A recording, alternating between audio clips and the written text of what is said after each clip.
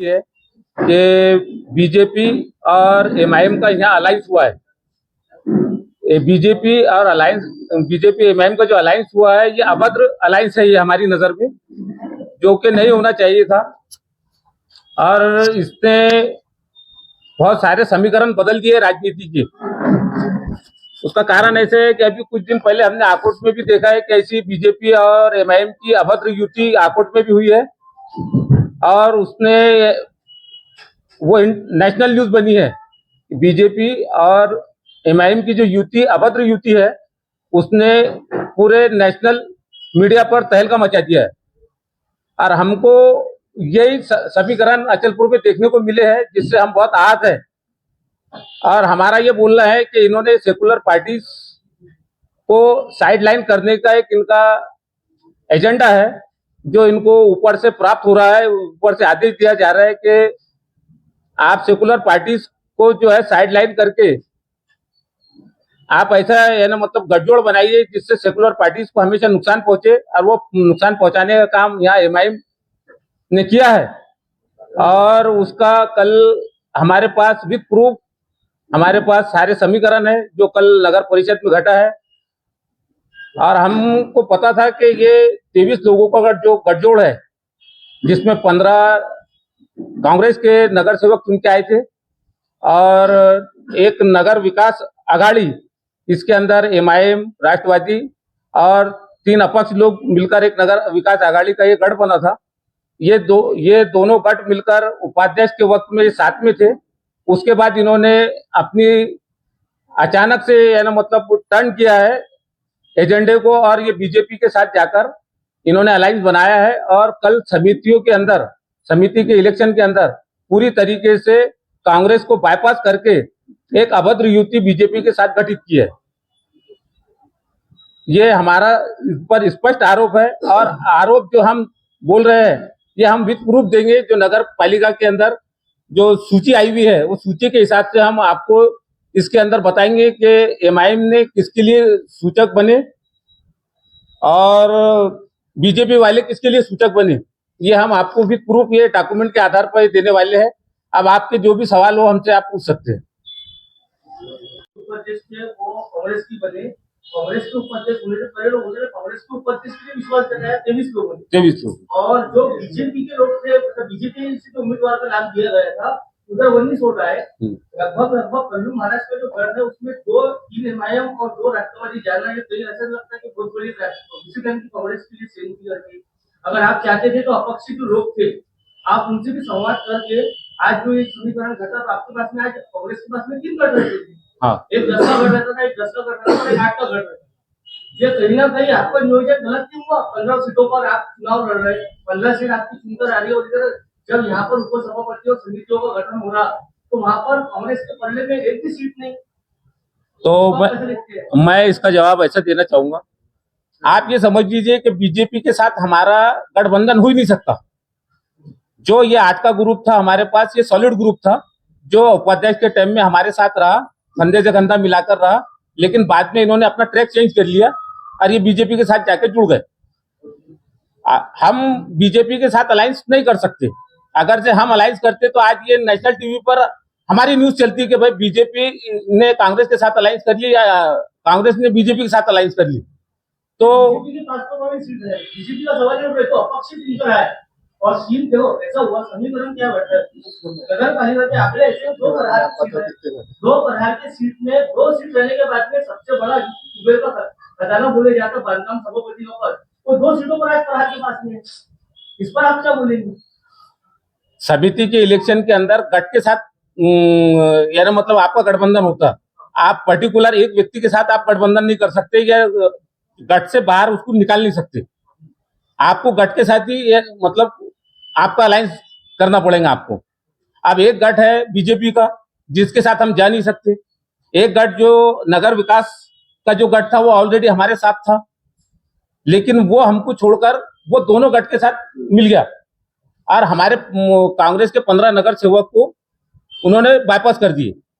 अभी हमारे पास जो गठ था तो हम उस पर ही निर्भर थे कि ये गठ हमारे साथ है और समितियों का आदान प्रदान आपस में कर लिया जाएगा। तो उनका गट 8 का था, तो हम 2 समिति उनको दे रहे थे, जो आज भी उन्होंने लिए। लेकिन हमको जो 3 समिति मिलने वाली थी, इन्होंने ये बीजेपी को ट्रांसफर कर दी। नाही पण युती तर हे शहर विकास आघाडीसोबत झाली आहे ना, हे प्रॉपरली एमआयएम सोबत थोडी झाली आहे। नगर विकास आघाड़ी का जो ग्रुप है, गट है, उसमें 3 एमआईएम है, 2 राष्ट्रवादी अजित पवार गुट है और 3 नगर सेवक अपक्ष है।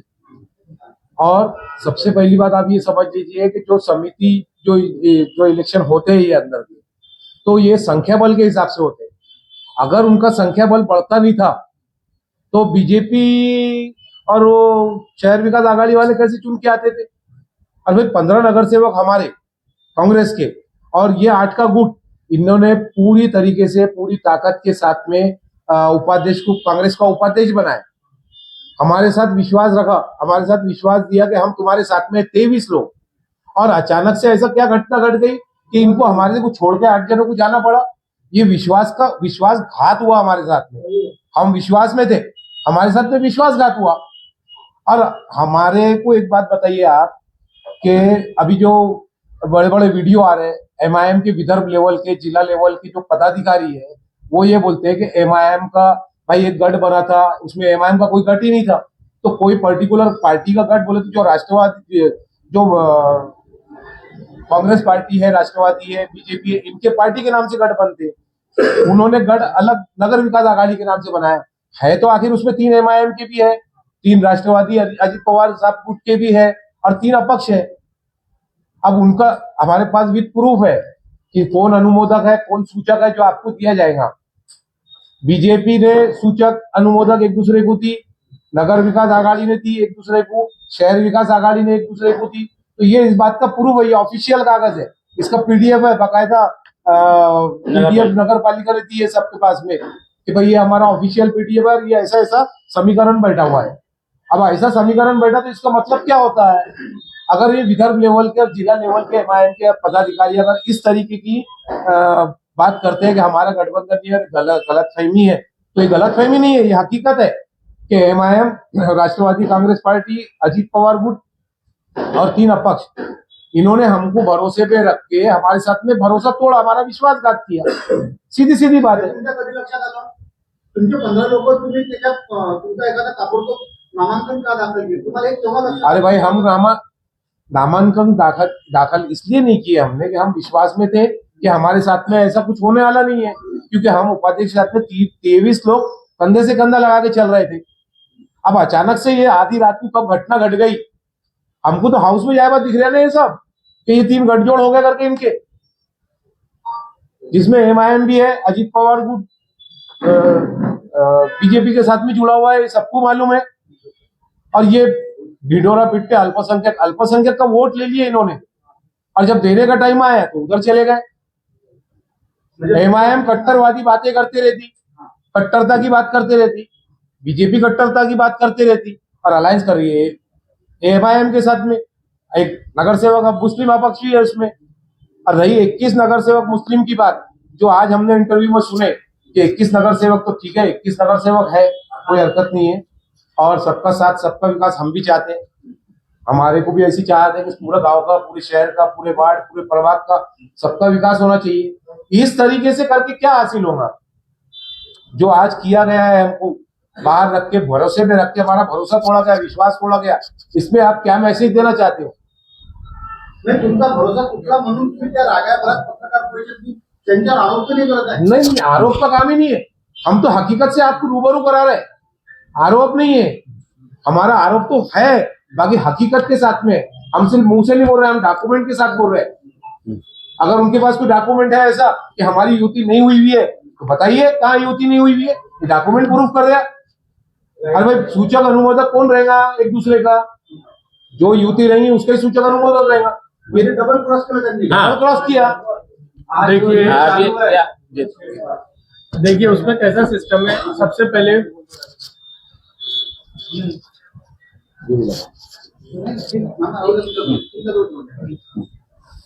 टोटल 41 नगर सेवक हमारे चुन के आए, ठीक है, नगर परिषद में। यहाँ पे 4 गठ बने, 4 गठ ऐसे बने हैं कि हमारा कांग्रेस का 15 का गठ रहा है, और बीजेपी जो कि 9 सदस्य थे उनके साथ एक अपक्ष गया, तो उनका बीजेपी का 10 का एक गठबंधन है। इस तरह से 2 गठ हुए और 8 लोगों का एक नगर विकास आघाड़ी बना, जिसमें और एक शहर विकास आघाड़ी 8 लोगों का बना। जो शहर विकास आघाड़ी रहा तो इसके अंदर मतलब प्रहार किया जो आप बता रहे हो वो 8 सदस्य रहे, और जो नगर विकास आघाड़ी रहा तो उसके अंदर जो अभी हमने कहे 3 एमआईएम के सदस्य, 2 एनसीपी वाले सदस्य और 3 अपक्ष सदस्य, जिसके गठ नेता कल्लू महाराज जी है। इस तरह से 4 गठ बने। अब कोई भी सदन हो या कोई भी हाउस हो, आपको तो समझता है कि 51 से ज्यादा मेजोरिटी चाहिए, जिसके बाद 51 उसके बहुमत। इससे पहले भी ऐसा ही हुआ कि हमारे पास में 15 सदस्य है, अगर हम किसी भी गठ के साथ जाते हैं तो हमारी सरकार बनती है, मतलब हमारे पास में हर तरह की सभा समिति या कोई भी वो हो हमारे हाथ में रहेंगी, या जिसके पास भी मतलब 22 सदस्य हो जाते हैं उनके पास में मेजोरिटी रहेगी। इसी तरह से जब तय हुआ तो हमारी जो कांग्रेस थी, तो कांग्रेस के साथ में अब जाहिर सी बात है ये 8-8 के अगर गठ जाते भी तो उनके पास 16 की मेजोरिटी हो रही, 22 एटलीस्ट कम से कम 22 चाहिए आपको, 22 सदस्य चाहिए। अब हमारे पास 15, हमारे साथ कोई एक भी गठ आता है तो हमारी मतलब हमारे पास में समितियां भी और सारी सरकार भी हमारी बन रही है हाउस के अंदर। इसी तरह से कंसेप्ट है। रहा सवाल तो हमने साथ में लेके चले थे नगर विकास आघाड़ी को, जिसमें एमआईएम के 3, राष्ट्रवादी के 2 और अपक्ष 3 है। इस तरह से, लेकिन उन्होंने उपाध्यक्ष में भी हमारे साथ चले, लेकिन बाद में हमारे को मतलब हमारा साथ छोड़ के वो तीनों का एक गठ बना। नहीं तो आप बताइए कि 21 कैसे पार हो सकते, कोई भी हमारे गठ को ऐसा मेजोरिटी आती ही नहीं ना। वो सरळ आरोप होता है कधी की सत्तेचे फळ टाकायसाठी एमआयएम आणि बीजेपी बस ये सीधे सा पॉइंट है ना। आप एक चीज समझिए, जब समिति के जो सदस्य है, अभी भी उस सदस्य समिति कोई भी समिति रही हो उसके 11 सदस्य की समिति बनी है। आप बात समझिए, 11 सदस्य है तो उसमें कांग्रेस के 4 सदस्य है, बीजेपी के 3 सदस्य है और नगर विकास आघाड़ी के 2 सदस्य और शहर विकास आघाड़ी के 2 सदस्य हैं। ये 11 लोगों की समिति बनी है। अब आप हमारे को जब इसका सभापति चुनना है तो उसके लिए 6 सदस्य चाहिए, जिसके साथ 6 सदस्य उसका सभापति। हमारे पास ऑलरेडी 4 है, अगर हमारे को किसी एक का भी समर्थन मिल जाता तो हमारा भी सभापति होता, मेजोरिटी हमारे हाथ में रहती, चाहे वो नगर विकास की हो या शहर विकास की हो। बस यहाँ पे उनके पास में आप देख लीजिए, अब कोई भी तो चाहे बीजेपी के साथ अगर नगर विकास जाए या शहर विकास तो 5 ही आंकड़े होते हैं, उनका 5 ही वोट हो रहे हैं, 6 वोट चाहिए हमें। तो ये सीधा सीधा कंसेप्ट है, आपके भी शायद आई थिंक समझ में आ गया होगा। तो इसी तरह कंसेप्ट हुआ है। आगे का आपका रणनीति क्या रहेगी? अब जो रणनीति रहेंगी तो वो वक्त के हिसाब से और जैसा हमारा पक्ष तय करेंगे उसके हिसाब से तय करेंगे रणनीति को लेकर। कांग्रेस गटाला कोणाला पाठिंबा दिला आहे? आमचा कोणालाही पाठिंबा नाही। इसको लेकर हमारे स्टैंड साथ है, बीजेपी के साथ में। हम बीजेपी के विरोधी रहे हैं, कांग्रेस सेकुलर विचारधारा को है, हम बीजेपी के साथ अलायंस नहीं करेंगे, ना अभी जाने को तैयार। आपके घर से कोई तो नाम सुझाया होगा ना? क्या सभापति के लिए इसलिए नहीं सुझाया गया कि संख्या बल कम हो गए, हमारे पास हमारे पक्ष के सिर्फ 4 रह गए और 7 उधर हो गए, तो नॉमिनेशन किया ही नहीं गया। जब ऑलरेडी वो ही नहीं रहा। आप विपक्ष की भूमिका निभाएंगे? बिल्कुल, कांग्रेस जो है विपक्ष की भूमिका निभाएगी पूरी ताकत के साथ और जोरदार तरीके से विपक्ष का काम संभालेगी। अभी हमारे साथ जो धोखा हुआ है तो वो इसलिए ज्यादा आहत कर रहे हैं कि भाई एमआईएम जो है वो हमेशा मुसलमानों को टारगेट करके वोट लेती है, हमेशा मुसलमानों को टारगेट करके वोट लेती है, मुसलमानों का वोट लेती है। लेकिन आज मुसलमानों को जब सभापति का बनने का टाइम आया तो एमआईएम जो है बीजेपी के साथ गठबंधन कर बैठी। सबसे बड़ी बात एक ये भी है, जब सीटें जो मुसलमानों की 21 सीटें जब चुन के आई, एक साथ क्यों नहीं रहे सब? तो ये तो उनको कांग्रेस के साथ में कांग्रेस ने भी कोशिश, आपकी पार्टी ने कोशिश नहीं की क्या? बिल्कुल आपको आज 2 की जरूरत है, वैसे 2 को आपने कैप्चर करने की कोशिश करे क्या? अगर हम नियुक्ति नहीं करते तो उपाध्यक्ष हमारे साथ ही नहीं दिखता। अगर- बार कल जो सवाल आपका है हाँ। वो सवाल का जवाब उपाध्यक्ष जो कुर्सी पे बैठे हैं हमारे कांग्रेस के, वो उसका सबूत है कि हमने अगर कांटेक्ट में ले रहते तो कांग्रेस का उपाध्यक्ष कैसे बनता था वहां पर। कांग्रेस का उपाध्यक्ष उसी बिना पे बना है कि हम 23 लोग एक दूसरे के टच में थे, जो कि मैंने आपको पहले भी बताया कि इन्होंने ताबड़तोड़ में क्या ऐसा घटना घटी, क्या हुआ उनका, ये हमको नहीं मालूम। उन्होंने हमारे साथ विश्वासघात किया। नहीं तो आज सत्ता भी हमारी रहती थी, स्टैंडिंग भी हमारी रहती थी और हम सब लेके काम करते थे, क्योंकि बीजेपी अल्पमत की है सरकार, यहाँ पर सरकार नहीं है, अल्पमत में है बिल्कुल। और हम बहुमत में है। तो इसको देखते हुए उन लोगों ने कुछ किया होगा ऐसा कुछ। यात तुम्हाला काय असं वाटते का की देवाणघेवाण झाली ते हाँ? देवाणघेवाण झाली ते तुम्हाला असं वाटते काय की बुवा ज्या पद्धतीनं जर कुछ भी हो सकता, कुछ भी कोई भी पॉसिबल पॉसिबिलिटी है। पॉसिबिलिटी को डिनाई नहीं किया जा सकता। जो चीज एमआईएम को हम दे रहे थे वही चीज उन्होंने भी दी है। हम भी एक स्टैंडिंग दे रहे थे, 2 समिति दे रहे थे, हम 23 लोग मिलकर जो ठहराए थे, सेम फार्मूला हमारा भी वही था। बाकी उनको क्यों पसंद नहीं आया, और इसका भी तो जवाब पूछना पड़ेगा ना आपको। अब आज आप लोगों के माध्यम से ही उन लोगों ने इंटरव्यूज दिए और ये बातों को सब गलत बता रहे कि ये अफवाह है। तो मैं आप लोगों से गुजारिश करूंगा, आप लोगों से रिक्वेस्ट करूंगा कि आप ये प्रूफ के साथ अपने अखबारों में, अपने चैनल्स पे, अपने मीडिया पर ये चीजों को डालिए और पूरा रूबरू कराइए हकीकत से, प्रूफ के साथ। अगर ये प्रूफ नहीं होता था तो हम भी सोचते थे, बाकी आज प्रूफ है ना हमारे पास कि गठबंधन का प्रूफ ये पूरा जता रहा है कौन किसका अनुमोदक है, कौन। ऐसे ही अनुमोदक सूचक थोड़ी ना बन जाते भाई बगैर गठबंधन के। मैं एक बात बोलना चाहूंगा जो शायद किसी के जहन में वो बात आई नहीं होंगी आप लोगों के। असल में पहली मर्तबा नगर पालिका के इतिहास में जो घटना घटने वाली थी वो ये था कि 5 के 5 समितियां मुस्लिम लोगों को जाने वाली थी। दूसरी बात, 2 स्टैंडिंग में मुसलमान ऑलरेडी जाने वाले थे, एक उपाध्यक्ष पहुंच चुके थे और एक हमारे गढ़ से, कांग्रेस के गढ़ से एक असलम भाई पहुंच चुके थे। 7 स्टैंडिंग के 10 में से 7 मुस्लिम होने वाले थे। जो चीज सबको अखर गई कि 7 मुस्लिम स्टैंडिंग में पहुंच रहे हैं, इसको कैसा रोका जाए, इसके लिए पूरा का पूरा एक कार्यक्रम रचा गया है। मैं ये बात बोलना नहीं चाह रहा था कि भाई मुस्लिम वहां पहुंच रहे हैं, लेकिन हमको बोला जाता है एमआईएम के जो असदुद्दीन अवीसी साहब है कि मैं आपको हिस्सेदारी दिलाना चाहता हूं। अगर वो हिस्सेदारी दिलाना चाहते हैं तो हिस्सेदारी तो आपने हमारी छीन ली है, दिलाने के तो दूर की बात रह गई। आपने कभी भी बीजेपी को हराकर आपने कभी कोई कैंडिडेट नहीं जिताया। आपने हमेशा सेकुलर पार्टी का कैंडिडेट हराकर ही अपनी क़यादत बढ़ाए। आपने कभी बीजेपी के गढ़ में जाकर बीजेपी का कैंडिडेट हराकर आपने सीट नहीं लाए। आपने हमेशा सेकुलर पार्टीज का ही कैंडिडेट हराए और वहां पर अपनी क़यादत खड़े करे। सेम पोजीशन आज यहाँ आ गई कि आज जब मुस्लिम नगर सेवक 7 मुस्लिम नगर सेवक स्टैंडिंग में यानी मतलब पावर में जाने वाले थे, तो वो चीज सबको अखर गई कि ये ऐसा ना हो, इसलिए ये पूरा का पूरा कार्यक्रम रचा गया और मुसलमानों को बाहर रखने की साजिश रची गई। ये आप देख लीजिए और मैं ये स्पष्ट आपको आंकड़ों के आधार पर बता रहा हूँ। आप आंकड़े, मैं आपको ये 23 का जो गठबंधन रहता था तो 5 समितियां मुस्लिम के पक्ष में आ रही थी और 2 स्टैंडिंग में एक अता भाई पहुंच चुके थे और एक स्टैंडिंग में असलम भाई गए। ये 7 नगर सेवक वहां पर स्टैंडिंग में पहुंच रहे थे। इसको रोकने के लिए सारा समीकरण रचा गया। तो क्या लगता है कि षड्यंत्र किसने रचा है कांग्रेस को बाहर रखने का? बीजेपी और एमआईएम।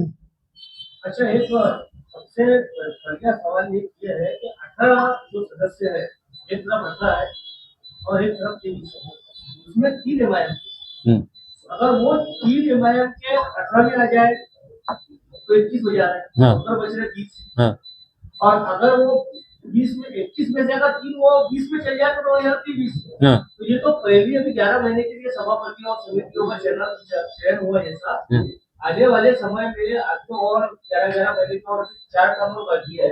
अगर हर समय एमआईएम ने ऐसी भूमिका ली कि 18 प्लस अभी चलो इधर अपन 3 इधर अपने पास बहुमत हो गया, फिर कुछ समय के बाद में 18 में 3 हो जाती है, 21 हो जाएंगे, तो आखिरी में कहीं ना कहीं निर्णायक के स्वरूप पे बाजी तो एमआईएम की आदत में कम है। नहीं, वो ऐसा नहीं हो सकता, ऐसा नहीं हो सकता। कैसा है, एक जैसी सिचुएशन पूरे साल नहीं रहेगा।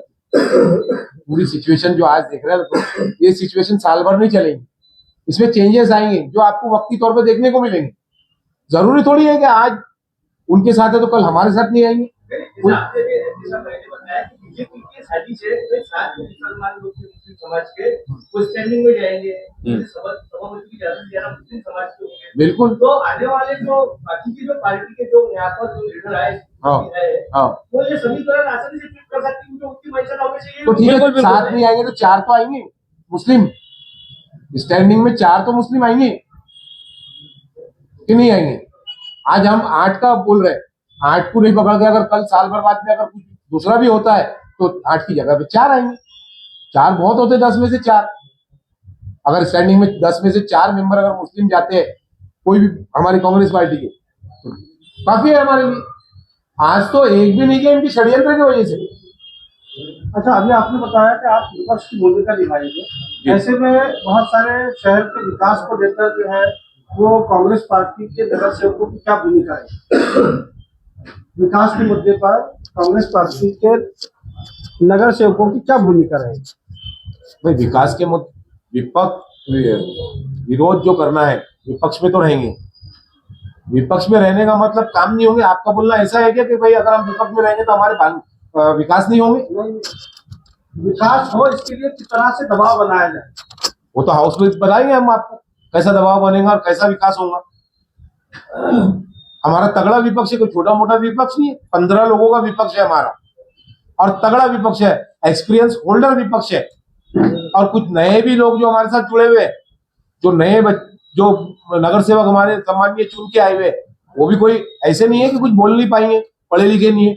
हर चीज पढ़े लिखे वेल एजुकेटेड लोग हैं और सब बोलने वाले हैं और विकास के मुद्दे पे दबा के अपना पक्ष रखने वाले हैं। उस तरीके से विकास करेंगे। अच्छा, एक सवाल और था कि प्रधान के पास में 2 सीटें प्रधान की सीटों से चुन रहेगी और उनके पक्ष के जो पदाधिकारी है वो अपक्ष के तौर पर चुनावी मैदान में खड़े थे जी। ऐसे वो 2 लोग और है, आओ ऐसे उनके पास में 4 सीटें तो अपक्ष की चेहरे और 2 प्रधान की चेहरे जी। तो इमाम और बीजेपी का तो ठीक है, ये गड़बड़ नहीं होना चाहिए था, आपने जैसा बताया कि अभी सूचक होते हैं नहीं बताया, लेकिन आपको कहीं ना कहीं ये भी करना चाहिए कि सभी पक्ष ने मिलकर कांग्रेस का गेम किया क्योंकि चालू बाजार के अंदर बीजेपी के कैंडिडेट को हराने के लिए प्रहार ने अपनी ताकत झोंक दी थी और अभी से जो अपने अपराध जो समितियों का चयन किया गया उससे एक दिन पहले ही चालू बाजार में समितियों और सभापति का गठ तैयार किया गया, वहां पर चयन हुआ उनका। वहां पर प्रहार ने काफी तकलीफबाजी मारी और यहाँ पर प्रहार ने 2 मेंबर रहने के बाद में भी एक साल बालकम सभापतियों पर हाथ लिया। तो आपको कहीं ना कहीं ऐसा लगता है कि सभी पक्ष और पार्टियां कांग्रेस का पूरा गेम कर रहे हैं? तो यही तो मैं बता रहा हूँ ना आपको, कांग्रेस को बाहर रखने का काम जो करे इन्होंने। मेरे को एक बात बताओ, बीजेपी प्रहार और एमआईएम आपस में एक दूसरे के खिलाफ लड़ती, बिल्कुल पुरजोर तरीके से लड़ती। हमारे एमआईएम वाले बिल्कुल कट्टरवादी की बात करते बीजेपी के खिलाफ। प्रहार और बीजेपी भी आमने सामने बिल्कुल टकराव की भूमिका आपने देखी है। अभी विधानसभा के इलेक्शन में क्या मामला हुआ और नगर पालिका के इलेक्शन में क्यों ऐसा करने रहे हैं? ये अभद्र युति है, ये अभद्र युति है ना, इसका कोई मेल ही बेमेल है। ये सत्ताचा फळ चाकण्यासाठी एकत्र आलेले आहेत, जसं आमचा हाच म्हणणं आहे आणि आमचा हाच सांगणं आहे तुम्हाला। और मेरा एक जो एमआईएम के विदर्भ के बॉस है, समझ लीजिए क्या नाम है उनका, कुंजानी साहब, उन्होंने ये बोले कि भाई इन्होंने इलेक्शन फेस नहीं किया और इन्होंने आपस में, तो हम ये बताना चाहते हैं उनको, उनका ये जवाब कि भाई इनकी युति एक रात पहले हो चुकी थी, जब ही तो उन्होंने एक दूसरे को सूचक अनुमोदक दिए। अदरवाइज ऐसा हो सकता है कि बीजेपी एमआईएम को सूचक दे और एमआईएम बीजेपी को सूचक दे।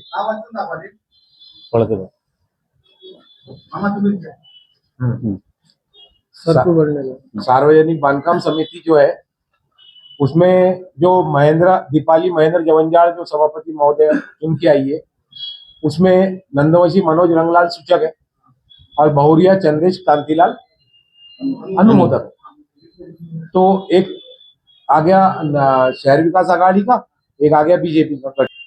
दूसरे शिक्षण क्रीड़ा व सांस्कृतिक कार्य समिति, जिसमें रुखसाना भी मोहम्मद ईसा सभापति महोदय है इस एमआईएम की, जिसका सूचक है सैयद जावेद सैयद यूसुफ, और आकुड़ कविता राजेश है अनुमोदक जो दूसरे ग्रुप के गट के। स्वच्छता वैद्यक आणि सार्वजनिक आरोग्य समिति, उसके हमारे शमशेर का बिस्मिल्लाह का पठान जो सभापति महोदय एनसीपी अजित पवार गुट के, उनके सूचक है साखरे शीला दीपचंद जो कि बीजेपी के हैं, ठीक है, और पखाले अक्षय ज्ञानेश्वर अनुमोदक है, ठीक है। नियोजन और विकास समिति दर्शना मोहन सिंह ठाकुर इनकी सभापति महोदय, थावानी विजय कन्हैया लाल सूचक है इनके, दूसरे गट के है, और रोड़े अपर्णा जितेंद्र बीजेपी। ये फर्क बता रहा हूं आपको मैं। उसके बाद में महिला व बाल कल्याण समिति सोनपड़ोते दुर्गा विवेक, ये सभापति महोदय है।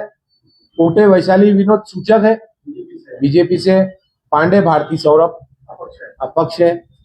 उसके बाद में उप सभापति महिला व बाल कल्याण समिति की जो उप सभापति बनी है आसवानी हेमा दिलीप, बीजेपी की कैंडिडेट है, उप सभापति बनी हुई है महोदय, जिसका सूचक है जुलेखा बानो रहीम खान, एमआईएम के सूचक है, एमआईएम के सूचक, और अनुमोदक है डांगे सारिका मनीष प्रहार से। तो ये बात को दर्शा रहा कि सूचक बीजेपी के, अनुमोदक एमआईएम के, और जो सभापति महोदय बने हुए हैं कुछ एमआईएम का है, कुछ अजित पवार साहब राष्ट्रवादी कांग्रेस के है, कुछ बीजेपी के वो है, और प्रहार के सभापति बने हुए हैं। ये बात को खुला दे रहे हैं। और दूसरी बात, जो हमारे एमआईएम के जो विदर्भ के जो पूरा मामला संभालते हैं जनाब यूसुफ पुंजानी साहब, वो खुद नगराध्यक्ष के और नगर पालिका के अभी इलेक्शन फेस कर चुके हैं। उनके ताबे में है पूरा गांव कारंजा लाड़, पूरा नगर पालिका के, उनकी माता जी अध्यक्ष महोदय है, और जो भी है, तो उनको भी ये दिख रहा है, उन्होंने भी कहीं ना कहीं जोड़ तोड़ करके ही काम करे हैं, जो भी करे होंगे।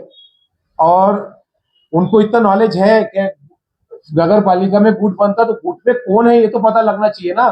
एमआईएम है, राष्ट्रवादी अजित पवार साहब बीजेपी के साथ में बैठे हुए हैं, तो जाहिर है बीजेपी के साथ में बैठे हुए हैं, एमआईएम भी बीजेपी के साथ जा रही, और जो अपक्ष है वो भी बीजेपी के साथ जा रहे हैं। तो पहले उपाध्यक्ष में हमारे साथ, और आज हमको अचानक रातों रात धोखा देके बीजेपी के साथ में और इनके साथ में अलायंस करने का मतलब क्या है? इसका मतलब एक ही है कि कांग्रेस को, जो सेकुलर है और खास तौर पे अल्पसंख्यक है, मुस्लिम नगर सेवक है हम सब लोग 15 कांग्रेस के, उनको दूर रखने की रणनीति है जो इन लोगों ने चली है। ये हमारा कहना है। इससे पहले अंजन गांव में भी जो अभी नगर अध्यक्ष के इलेक्शन हुए, उसके अंदर कांग्रेस का कैंडिडेट मुस्लिम था, और वहां पर डोंगर दिवे करके एमआईएम का कैंडिडेट उतारा था एमआईएम ने। इम्तियाज जलील साहब जो है डोंगर दिवे के प्रचार सभा के लिए आए, और मुस्लिम कैंडिडेट जो कांग्रेस का था उसके खिलाफ बोले। एमआईएम बोलती है कि हम कयादत को निर्माण करना चाहते हैं। जब कांग्रेस ने वहां मुस्लिम को कयादत के लिए खड़ा कर दिया, तो डोंगर दिवे साहब जो है वो किस तरीके से, या ना मतलब आप उसको रिप्लेस करना चाहते हैं कि एमआईएम से पूछना है। दूसरी बात यह है कि आकोट के अंदर अभी जो घटना घटी है कि वहां पर नगर अध्यक्ष के लिए उनके साथ जो एमआईएम के लोग गए, उनका गठबंधन बना। ऊपर यानी नेशनल टीवी तक के ये न्यूज आने के बाद भी वहां के नगर सेवक, जो एमआईएम के नगर सेवक थे, उन्होंने स्वीकृत नगर सेवक ऑप्शन का नगर सेवक बीजेपी का चुन के दिया। ये सारी चीजें लाइमलाइट में आना चाहिए, लोगों को पता चलना चाहिए कि भ्रम की स्थिति आप कब तक निर्माण करते रहेंगे, लोगों को कब तक आप गुमराह करते रहेंगे। ये गुमराह करने की, लोगों को भ्रम में रखने की पॉलिसी है, और इससे लोगों को अब जागरूक होना चाहिए कि आज देश पर हुकूमत सेकुलर पार्टीज ने करना चाहिए, ना कि इस तरीके से जो बीजेपी और एमआईएम जो कट्टरवादी सोच के लोग पार्टीज है, इनसे लोगों का मुंह बंद होना चाहिए। उन्होंने है ना मतलब इससे हटना चाहिए। देश को तरक्की सेकुलर पार्टी ही दिला सकती है, ये हमारा मत है। ये स्पष्ट हमारा यानी संदेश लोगों तक पहुंचना चाहिए। आपने जो वहां पे बात किए थे, क्या डायरेक्ट किसी पार्टी ने समर्थन नहीं करी करके उनको, तो ऐसा भी कर सकते हैं। हमारे पास में 15 है और हम कोई एक अपक्ष लेके हमारे पक्ष का नाम कांग्रेस की जगह कुछ और विकास अघाड़ी रख देते, तो भी फिर हम आप भी ऐसा बोलेंगे कांग्रेस नहीं साथ में, ऐसा पॉसिबल है क्या? बात तो वही आ रही है, अगर करना है तो आप कर सकते हैं। ये भी एक बहुत इंपॉर्टेंट पॉइंट है। जैसे आगे की रणनीति में जो आने वाले 11 महीने का 11 महीने का हो चुकी है,